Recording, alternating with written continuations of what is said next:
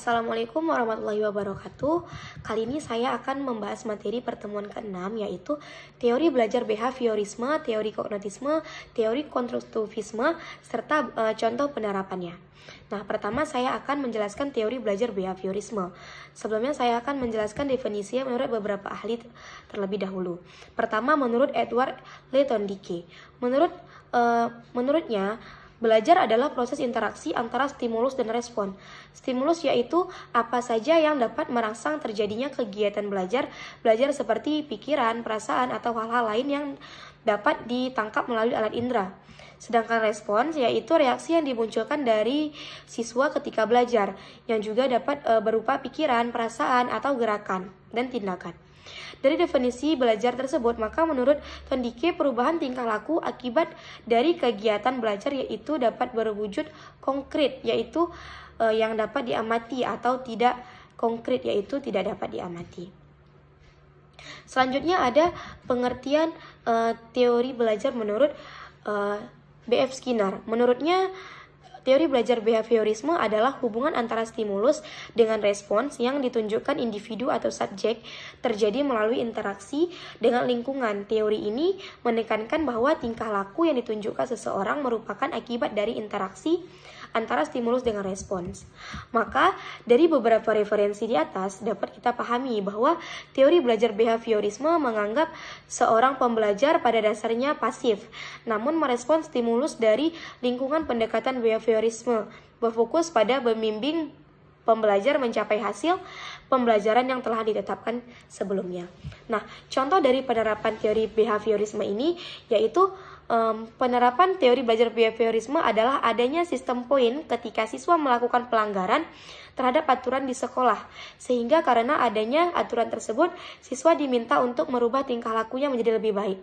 Nah, karena ketika ada sistem poin dan adanya aturan-aturan, maka dengan adanya poin ataupun dapat kita katakan seperti sanksi, maka siswa akan berusaha untuk merubah tingkah lakunya agar dia tidak mendapatkan hukuman tersebut. Contohnya seperti ketika kita membuat aturan dilarang membuang sampah sembarangan.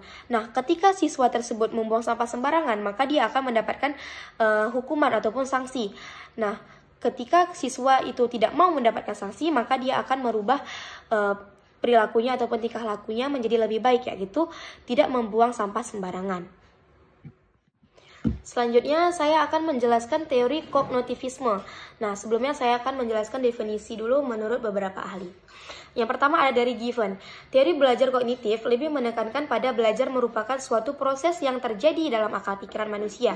Pada dasarnya, belajar adalah suatu proses usaha yang melibatkan aktivitas mental yang terjadi dalam diri manusia sebagai akibat dari proses interaksi aktif dengan lingkungannya untuk memperoleh suatu perubahan dalam bentuk pengetahuan, pemahaman, tingkah laku, keterampilan, dan nilai sikap yang bersifat relatif dan berbekas. Nah, menurut Nugroho, dalam belajar kognitivisme mengakui pentingnya faktor individu dalam belajar tanpa meremehkan faktor eksternal atau lingkungan. Bagi kognitivisme, belajar merupakan interaksi antara individu dengan lingkungan, dan hal itu terjadi terus-menerus sepanjang hayatnya.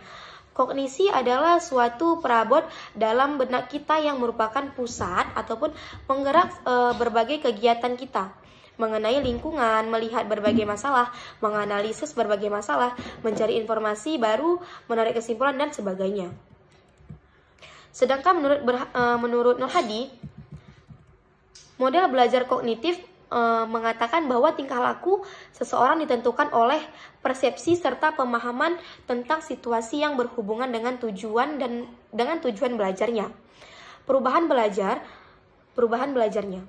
Belajar merupakan persepsi dan pemahaman yang tidak selalu dapat terlihat sebagai tingkah lakunya yang nampak. Maka, dari beberapa referensi yang sudah saya sebutkan tadi, dapat kita pahami bahwa teori belajar kognitif merupakan suatu belajar yang lebih mementingkan proses belajar daripada hasil belajar itu sendiri.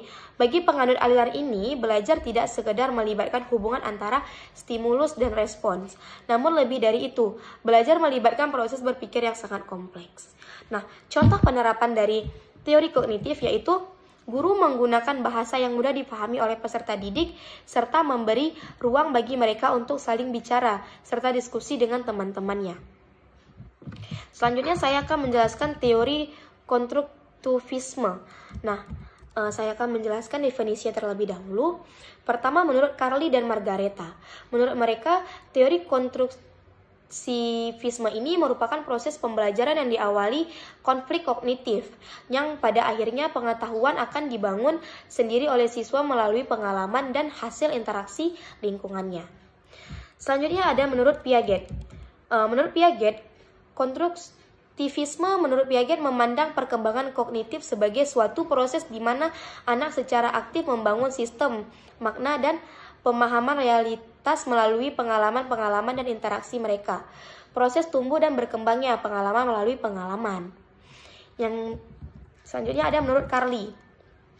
Carly berpendapat konstruktivisme adalah salah satu pandangan tentang proses pembelajaran yang perolehan atau pengetahuan diawali dengan terjadinya konflik kognitif yang hanya diatasi melalui pengetahuan diri, dan pada akhir proses belajar, pengetahuan akan dibangun oleh anak melalui pengalaman dari hasil interaksi dengan lingkungannya. Maka, dari beberapa referensi di atas dapat kita pahami bahwa teori belajar konstruktivisme adalah teori belajar yang mengedepankan kegiatan menciptakan serta membangun dari suatu yang telah dipelajari. Contoh penerapan dari teori konstruktivisme yaitu contohnya guru matematika. Contohnya guru matematika. Nah, pada saat guru matematika ini memasuki kelas dan memberi materi nilai rata-rata, beliau membuat suatu instruksi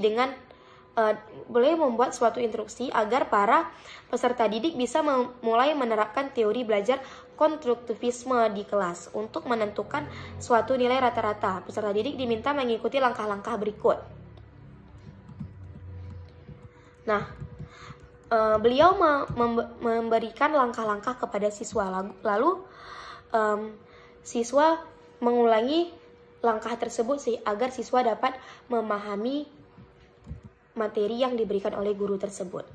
Nah, seperti itulah penjelasan saya tentang teori kognitivisme, teori behaviorisme, dan teori konstruktivisme. Semoga apa yang saya jelaskan dapat bermanfaat.